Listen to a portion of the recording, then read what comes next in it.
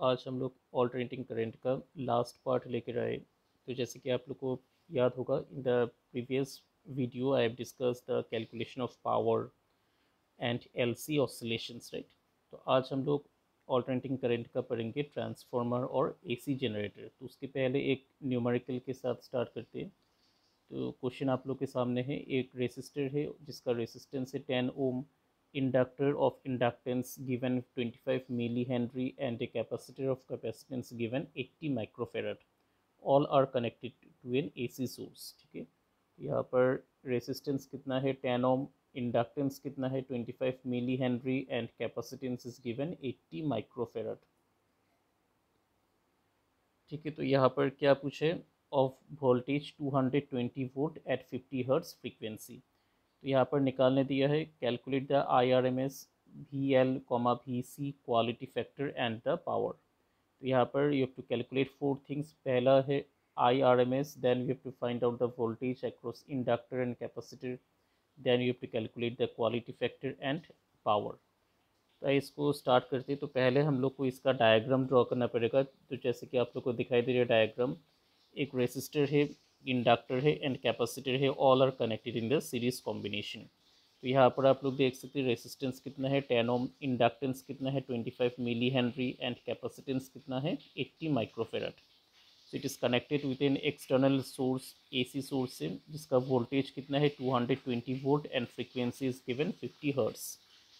तो इसको हम लोग कैसे सॉल्व करेंगे। सो बेसिक क्या होते हैं, इसका फार्मूला इंपॉर्टेंट है। So first you to remember the formulas. तो यहाँ पर IRMS का फार्मूला क्या होगा, so that will be given by voltage by total resistance. तो यहाँ पर टोटल रेसिस्टेंस क्या होते हैं, impedance, that is represented by Z। तो यहाँ पर मैंने इसको कैलकुलेट किया, Z का वैल्यू क्या होगा, under square root omega L minus 1 by omega C का whole square plus R square होगा, because it is a series LCR circuit. तो सीरीज LCR सर्किट में impedance is given by this one. यहाँ पर सबका values निकालिए and if you put all the values then you will get the IRMS। यहाँ पर omega L will become 2 pi f into L, frequency is given 50 hertz, L is given 25 millihenry and 1 by omega C can be written as 1 by 2 pi f into C। तो यहाँ से आप लोग को मिल जाएगा IRMS। तो एक बार IRMS निकल गया then you can find out the voltage. तो वोल्टेज का एक्सप्रेशन क्या होते हैं, current into resistance. So inductor के अक्रॉस रेसिस्टेंस क्या होगा, that is given by inductive reactance XL and capacitor के across resistance will be given by capacitive reactance X into C। तो यहाँ पर XL का वैल्यू कितना होता है omega L and XC will be given by 1 by omega C। तो यहाँ पर जो पहला in the question number 1 whatever you have calculated omega L and omega C, so that you have to put it here. और उसके बाद क्या आएगा हम लोग के पास, क्वालिटी फैक्टर। तो क्वालिटी फैक्टर का फॉर्मूला क्या था, omega naught L by R. And what is omega nought, it was resonant frequency. तो रेजोनेंट फ्रीक्वेंसी का एक्सप्रेशन क्या था, 1 by under square root L into C. तो L का वैल्यू गिवन है, C का value is also given in the question. So if you substitute here you will get the value of omega nought. तो एक बार omega nought मिल गया then you can substitute in the formula of quality factor and calculate the value. उसके बाद power. तो power का formula क्या था, IRMS VRMS into cos phi. So how to calculate cos phi. तो यहाँ पर मैंने डायग्राम बनाया रेसिस्टेंस का, so that is the phasor diagram. तो यहाँ पर आप लोग देख सकते हैं cos phi will be base by hypotenuse. So base में क्या है, voltage across resistor. If the current is common for all the components then we can write directly resistance R, capital R divided by क्या होगा, hypotenuse. So hypotenuse will be given by the total impedance, that is Z। तो यहाँ पर मैंने पहले ही Z को निकाल लिया था। Then if you put the value here then you will get the value of cos phi and resistance is given in the question and IRMS and VRMS, that already you know IRMS पहले हम लोग के पास आ गया था और VRMS कितना था 220 volt। So if you put all the values then calculate, you will get the answer। So calculation part you have to do it by yourself। You try this the calculation and only the formulas you have to remember। तो पहला formula है IRMS equal to VRMS by total impedance. दूसरा formula क्या है, voltage across inductor that is I into XL, capacitor के across कितना होगा IRMS into XC। Quality factor का फॉर्मूला क्या होते हैं, omega nought L by R. Then power का formula is given by I R M S V R M S into cos of phi. ठीक है, तो आई थिंक आप लोग को समझ में आया होगा। तो इस तरीके का क्वेश्चन आते हैं ऑल्टरनेटिंग करंट चैप्टर से। So you have to very thorough with the formula. अगर फार्मूला आप लोग को याद नहीं है then you cannot solve this type of question. So it is very important to write the formula in a page and memorize the formulas. Very very important. ठीक है, तो फिर आगे बढ़ते हैं हम लोग। तो नेक्स्ट आज हम लोग टॉपिक कौन सा पढ़ेंगे। सो फर्स्ट टॉपिक हम लोग का होगा transformer.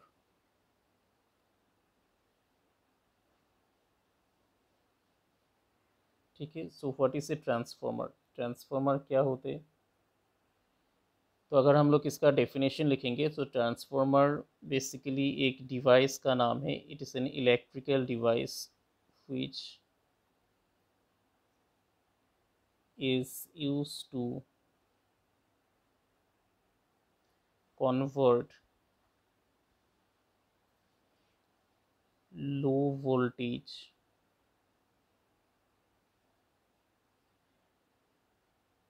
and high current, low voltage and क्या होगा हाई करंट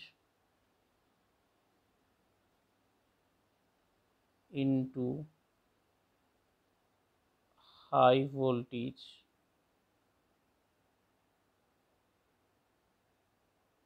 एंड क्या होगा यहाँ पर लो करंट। और हम लोग इसका रिवर्स भी बोल सकते हैं एंड वाइस वर्सा, राइट। ठीक है, तो यहाँ पर transformer, what is a transformer. It is basically an electrical device which is used to convert low voltage and high current into the high voltage and low current. यहाँ पर transformer basically क्या होता है, इट्स एक device होते हैं। Suppose ये कोई ट्रांसफॉर्मर है। ठीक है, so this is a transformer. इसका काम क्या होगा, it will convert low voltage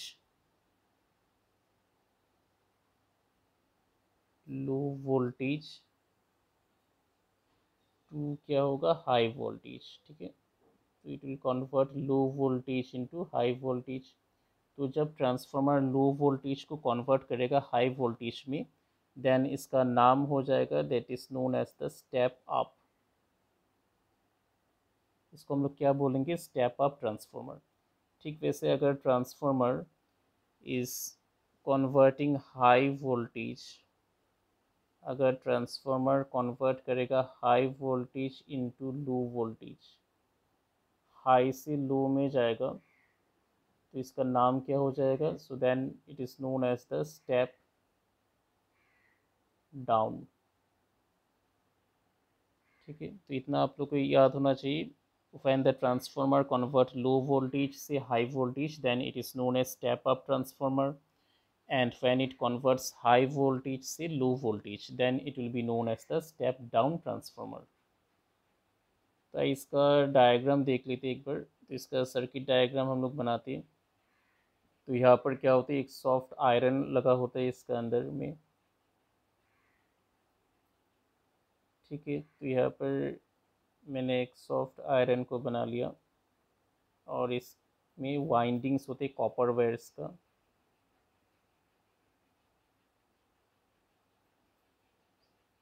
और यहाँ पर हम लोग क्या लगाते हैं, एसी सोर्स, राइट। और दूसरा तरफ भी वाइंडिंग्स होगा वो कॉपर वायर्स का।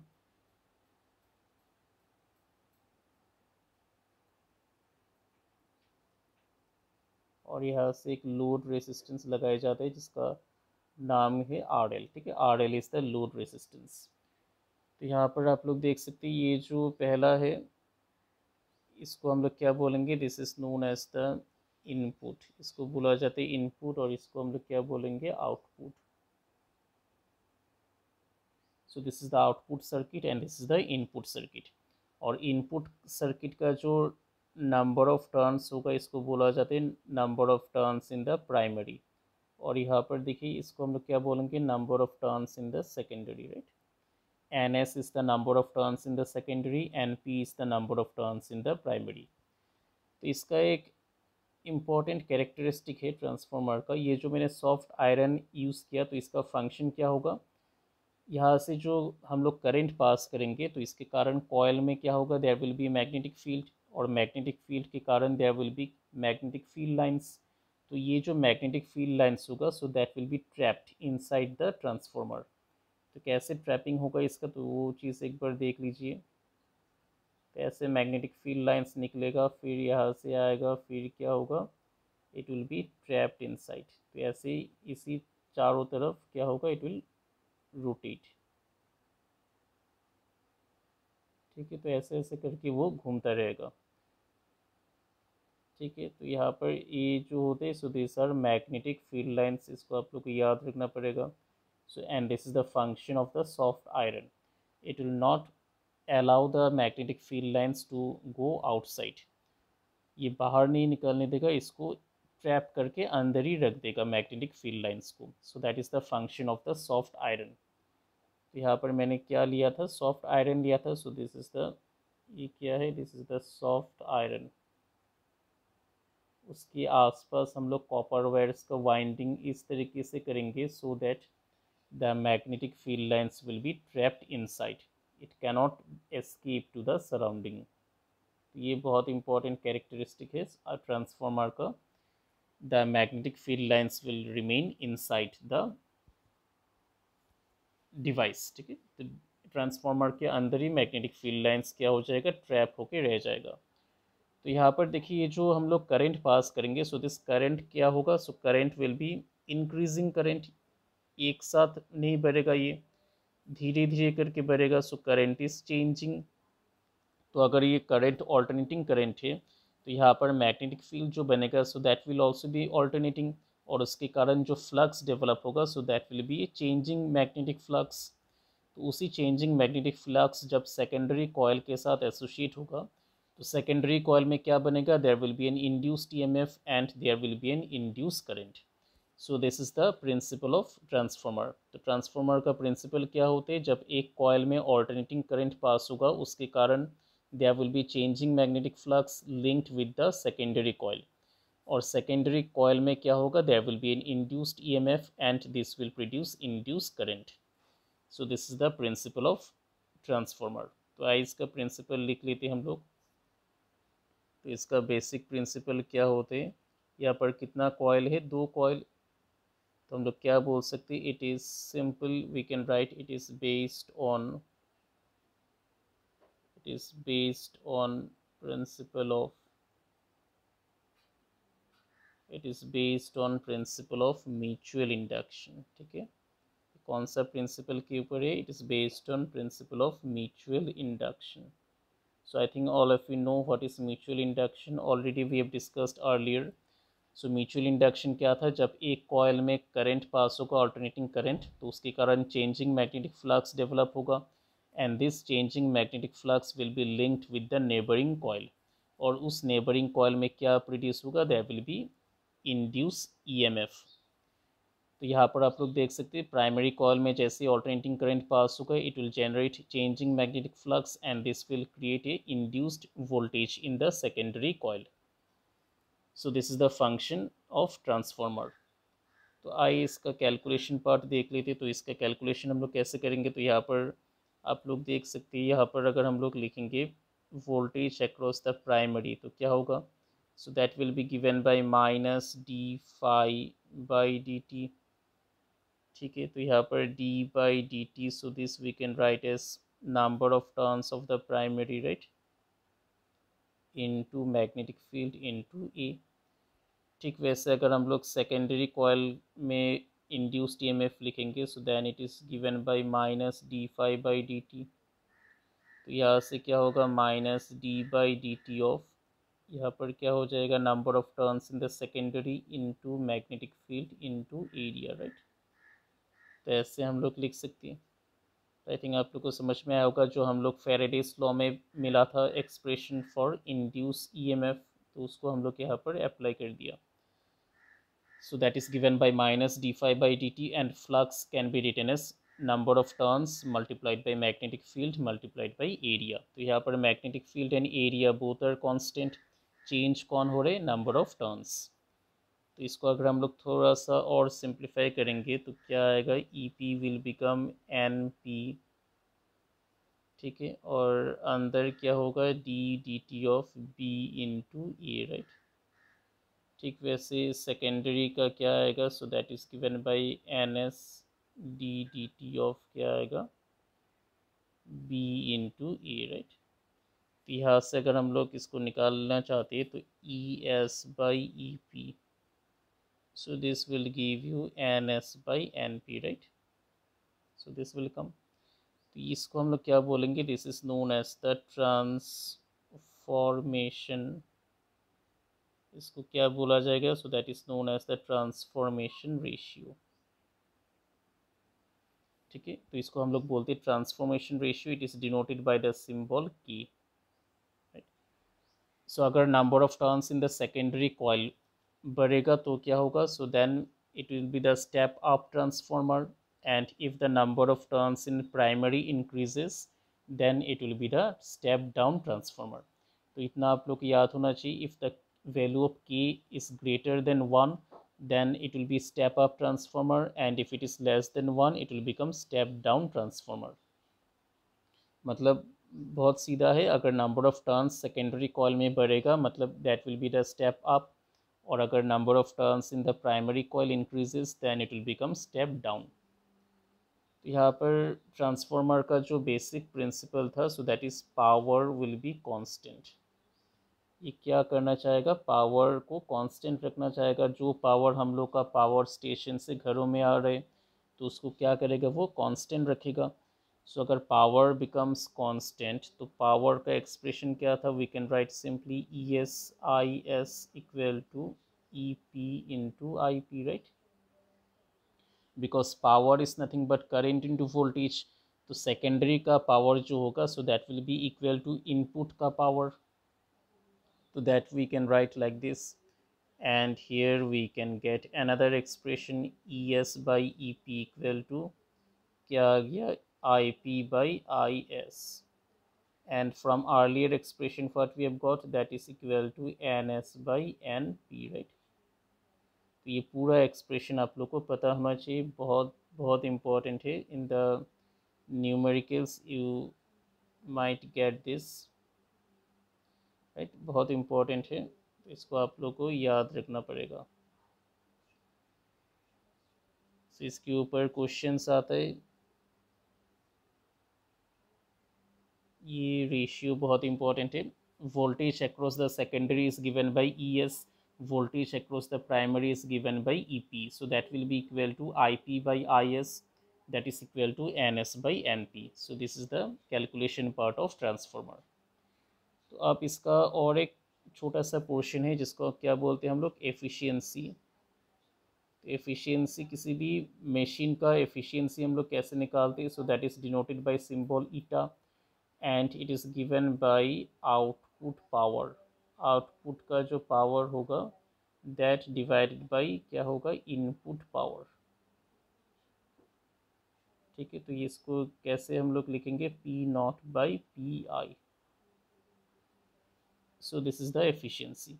तो यहाँ पर output power you can write simply like this, we can say this is equal to E S by I S, और यहाँ पर इनपुट पावर कितना होगा, that will be given by E P into I P, right. So this will be the efficiency. तो ऐसे calculations आप लोग को करना पड़ेगा। एफिशिएंसी आ सकते हैं एग्जाम में, तो efficiency will be output power by input power. Output power is how much, E S into I S, and input power will be E P into I P. तो एक बार फिर से देख लीजिए ट्रांसफार्मर का डिराइवेशन। तो ये डायग्राम था कंस्ट्रक्शन, इसके अंदर एक सॉफ्ट आयरन होते हैं and this are winded by copper wires. तो यहाँ पर अगर number of turns in secondary बढ़ेगा so then it will be step up, if number of turns in primary increases then it will become step down. तो यहाँ पर principle कौन सा था, that it is based on the principle of mutual induction. तो ऐसे हम लोग कैलकुलेशन करेंगे, उसके बाद हम लोग रेशियो निकालेंगे, this is the transformation ratio. Then we have got power, so this is another important formula we have got, then it is the efficiency, right। तो आइए आगे बढ़ते हैं। सो नेक्स्ट हम लोग का पढ़ना पड़ेगा, नेक्स्ट टॉपिक है एसी जनरेटर। तो what is an AC generator? तो एसी जनरेटर में हम लोग क्या करते हैं, हम लोग ऑल्टरनेटिंग करंट को डेवलप करते हैं. So in AC generator what we do, we generate the alternating current, right. तो इसका डायग्राम कैसे बनेगा, तो इसका diagram we can see here. अच्छा, इसका हम लोग एक काम करते हैं, इसका हम लोग मीनिंग लिख लेते हैं पहले. इसका काम क्या होगा, it is a device which generate, ये क्या जनरेट करेगा, it generates, क्या जनरेट करती है, generates alternating, it is a device which generates alternating current, right. it generates alternating current. तो इसको हम लोग और भी लिख सकते हैं, इसका और एक डेफिनेशन होगा इट. ठीक है, तो हम लोग और इसको लिख सकते हैं, इट कन्वर्ट्स, ये क्या कन्वर्ट करेगा, इट कन्वर्ट्स मैकेनिकल एनर्जी. ये क्या करते हैं, इट कन्वर्ट्स मैकेनिकल एनर्जी को. So this will convert mechanical energy into, किस में लेगा, इलेक्ट्रिकल एनर्जी में, right. So it is used to convert mechanical energy into electrical energy, right. So this is the main purpose of AC generator. तो AC generator का purpose क्या होता है, it converts mechanical energy into electrical energy. इसका principle क्या होते है, तो इसका प्रिंसिपल है, it is based on the principle that, इसका प्रिंसिपल क्या हो जाएगा, it is based on the principle that when a coil is rotated, जब एक कॉयल को हम लोग घुमाएंगे, is rotated in uniform magnetic field, in uniform magnetic, क्या होगा, magnetic field, then according to Faraday's law क्या होगा, then it will produce, ये क्या प्रोड्यूस करेगा, it will produce induced voltage, right. it will produce induced voltage. so this is the basic principle. इसका principal एक बार और देख लीजिए, it is based on the principle that when a coil is rotated in a uniform magnetic field, तो क्या होगा, then it will produce the induced voltage. तो उसी induced voltage के कारण there will be an induced alternating current. ठीक है, तो इसका प्रिंसिपल हो गया ये, that is based on Faraday's principle electromagnetic induction जिसको हम लोग बोलते हैं. तो इट इज़ क्या होगा, वैन जब एक कॉयल को हम लोग यूनिफॉर्म मैग्नेटिक फील्ड में घुमाएंगे, तो उस कॉयल से क्या पास होगा, there will be changing magnetic flux, and this changing magnetic flux will produce a induce voltage. तो इसका डायग्राम एक बार देख लेते हैं हम लोग, कंस्ट्रक्शन हम लोग कैसे करते हैं एसी जनरेटर को. तो यहाँ पर क्या होता है, एक कॉयल लगा होता है ऐसे करके, this is A coil, and यहाँ से एक ब्रश हम लोग लगाते हैं, राइट. तो यहाँ से एक ब्रश लगा होते हैं, और इसके साथ एक रिंग भी अटैच होते. ठीक है, तो यहाँ पर एक रिंग अटैच होते, और यहाँ पर इसको हम लोग कनेक्ट कर देंगे एक रेसिस्टर के साथ. ठीक है, सो ये जो रिंग होते हैं, so that is represented by R1 and R2, और इसका ब्रश क्या होते हैं, this is B1 and this is B2, right. और इसको सपोज मैंने लिखा है, this is X and to this is Y, और इसका नाम क्या है, this is ABC and D, right. ठीक है, तो अब हम लोग क्या करेंगे, इसके आसपास हम लोग मैग्नेटिक फील्ड को डेवलप करेंगे. So this is pole piece north, और ये क्या हो गया, this is south pole, so that is S, right. अब क्या होगा, यहाँ से magnetic field lines will pass, right. तो ऐसे करके मैग्नेटिक फील्ड लाइंस क्या होगा, पास करेगा. सो कैसा मैग्नेटिक फील्ड है, this is uniform magnetic field, right. So here magnetic field lines will pass.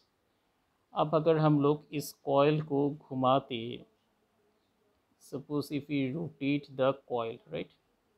So this the axis of the coil, अगर axis को हम लोग पकड़ कर ऐसे हम लोग घुमा देंगे इसको, right, with in angular speed कितना है, सो दैट द एंगुलर स्पीड भी ओमेगा। तो अगर हम लोग ओमेगा एंगुलर स्पीड से इस कॉयल को घुमा रहे तो क्या होगा, there will be changing magnetic flux linked with the coil and this will produce the induce voltage.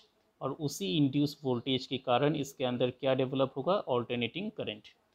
And this is the purpose of AC generator. तो ये फंक्शन है एसी जनरेटर का। तो जैसे हम लोग घुमाते रहेंगे इस कॉइल को, क्या होगा, there will be changing flux linked with this coil and this will develop the induce voltage. तो यहाँ पर आप लोग देख सकते हैं, जब हम लोग हाफ रोटेशन घुमा देंगे तो इसका पोजीशनिंग चेंज हो जाएगा। सो आफ्टर हम लोग क्या बोल सकते हैं, आफ्टर हाफ रोटेशन, तो हाफ रोटेशन के बाद आधा अगर हम लोग घुमा देंगे तो इसका पोजीशनिंग क्या हो गया। तो पहले का आप लोग देख सकते हैं यहाँ पर, तो first it was like this, now what will happen, so now it will become like this, right? So this is connected with a brush, right? तो ऐसे हो जाएगा इसका कनेक्शन, राइट। तो यहाँ पर आप लोग देख सकते हैं ये ब्रश था और यहाँ पर क्या हो जाएगा, so this will B, right, तो ऐसे हो जाएगा। तो यहाँ पर आप लोग देख सकते हैं ये जो ब्रश पहले B1 और B2 था, तो B1 और B2 सेम जगह पर रहेगा, लेकिन यहाँ पर R1 का पोजीशन चेंज हो गया। सो R1 विल नाउ रोटेट। तो यहाँ पर क्या होगा, जैसे ही हम लोग आधा रोटेशन घुमा देंगे और इसको जो हम लोग कनेक्ट किया था, ठीक है, तो यहाँ पर ब्रश इस तरफ होगा, ठीक है। तो यहाँ पर आप लोग देख सकते हैं यहाँ पर brush will be like this, this is R2। तो इसके साथ हम लोग कनेक्ट किया था रेसिस्टेंस को, राइट। तो यहाँ पर क्या हो जाएगा, so this was XY। So पहले अगर करंट फ्लो करेगा फ्रॉम X टू Y, अब करंट कैसे होगा, so that will from Y to X, ठीक है। तो पहले करंट कहाँ से कहाँ तक जा रहा था, from X to Y। After half rotation के बाद क्या हो गया, करंट घूम गया, करंट का direction changes, now it is from Y to X। तो इसका जो कैलकुलेशन होगा, सो कैलकुलेशन हम लोग कैसे लिखेंगे, तो calculation will be written as simply E induced EMF क्या होते हैं, N into B into A, right. ये होगा, तो आप इसका और एक कैलकुलेशन है, अच्छा इसको हम लोग लिख लेते हैं, that is given by cos theta also, right? Cos theta, where theta is the angle between B and A. Now can we write theta is equal to omega t? Yes, because theta is nothing but angular displacement, so that can be written as angular velocity into time. तो यहाँ पर अगर हम लोग put कर देंगे induce EMF कितना हो गया, so that will become NBA cos of कितना हो जाएगा, ओमेगा टी। तो उसके बाद क्या करेंगे हम लोग, उसके बाद यहाँ पर आप लोग देख सकते हैं दैट इज़ गिवन बाय, अच्छा ये जो एक्सप्रेशन था that is not E, so that will be phi, right. Flux था का एक्सप्रेशन था ये। तो यहाँ पर आप लोगों को बहुत केयरफुल होना पड़ेगा जब भी हम लोग डिराइवेशन करेंगे, then you have to very very careful. तो यहाँ पर ऐसी गलती आपसे हो सकते है, so you have to very very careful. ये क्या था, this is the magnetic flux, right. So ये था मैग्नेटिक फ्लक्स, ठीक है। So this is the magnetic flux, so that is represented by phi, so that is given by NBA cos of theta, where n is the number of turns, B is the magnetic field, A is the area, और theta क्या है, theta is the angle between magnetic field vector and area vector. तो यहाँ पर आप लोग देख सकते हैं ऐसे आ गया expression, theta we can write as omega into t, so phi will become NBA cos of omega t. तो अब E इंड्यूस, अब इंड्यूस्ड EMF कितना आएगा, so that is given by minus d∅dt, so that can be written as d dt of NBA क्या आ जाएगा, cos of omega t, right. तो यहाँ से फर्दर कैलकुलेशन के बाद कितना आएगा, NBA,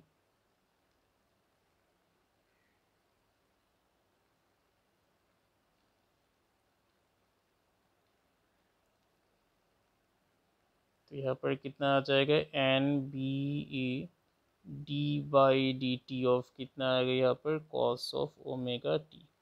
और कॉस का अगर हम लोग देखेंगे डिफरेंशिएशन, कॉस थीटा डिफरेंशिएशन कितना आता है, cos theta it will become sin theta, right? So minus sin theta आएगा, तो यहाँ पर n b e sin of omega t, right? तो ऐसे आ गया, और इसके साथ एक ओमेगा भी तो रहेगा, सो ओमेगा भी आ जाएगा। ठीक है, तो फाइनली मेरे पास कितना आ गया, N E B omega sine of omega T.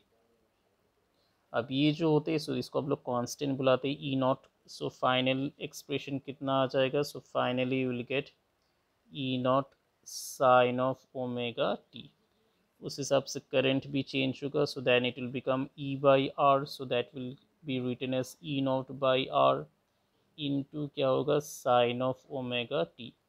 So alternating current कितना आ जाएगा, so alternating current will become I not sine of omega T. ठीक है, तो ये एक्सप्रेशन आपके पास आ गया।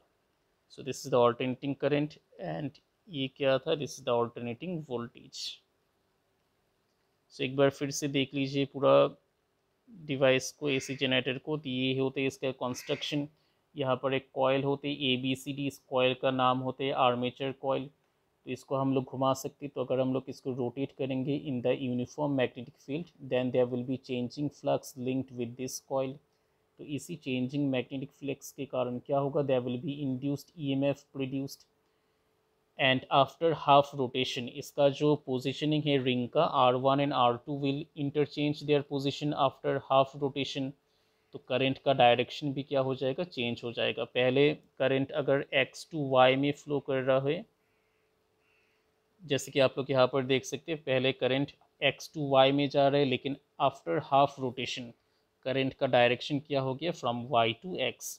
So this indicate that current is alternating, मतलब करंट का डायरेक्शन क्या हो रहा है, चेंज हो रहा है। तो ये कैसा करंट है, that is the alternating current. तो फ्लक्स का एक्सप्रेशन क्या होता है, that is given by N B A cos theta, where theta is the angle between magnetic field vector and area vector, or theta can be written as omega into t because omega is the angular velocity and t is the time.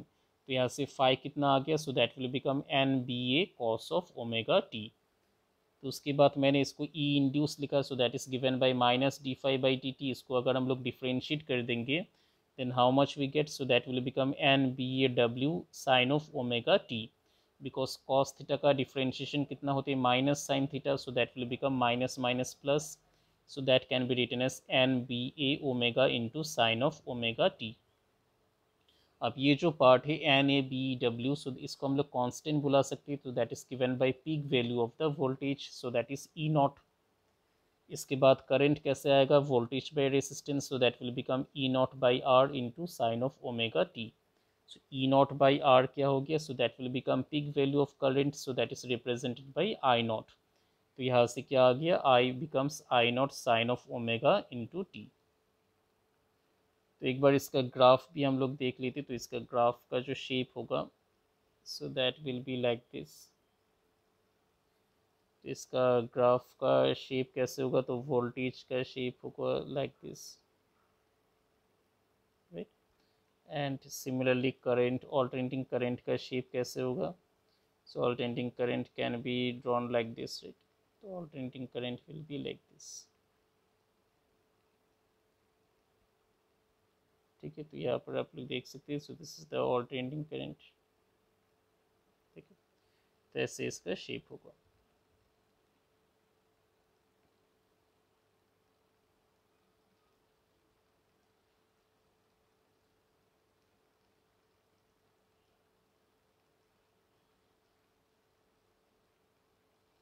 ठीक है, since it is alternating, so it will oscillatory होगा, sinusoidal wave होगा। ठीक है, तो यहाँ से क्या पास होगा, so that will be sinusoidal wave, right. So like this. तो इसको हम लोग क्या बोलेंगे, this is for current and this is for voltage. तो this is voltage and current, and this is with respect to time, right. So time का respect में हम लोग ग्राफ बनाए हैं। So this x direction will represent time and y direction will represent voltage and current. So this graph is a sinusoidal curve. So यहाँ पर voltage भी alternating है and current भी alternating। आई थिंक आज का lecture आप लोग को समझ में आया होगा। तो आज हम लोग डिस्कस किया, पहला टॉपिक था ट्रांसफार्मर एंड दूसरा टॉपिक क्या था, alternating current generator, AC generator. So I think आज का लेक्चर आप लोग को समझ में आया होगा। Thank you.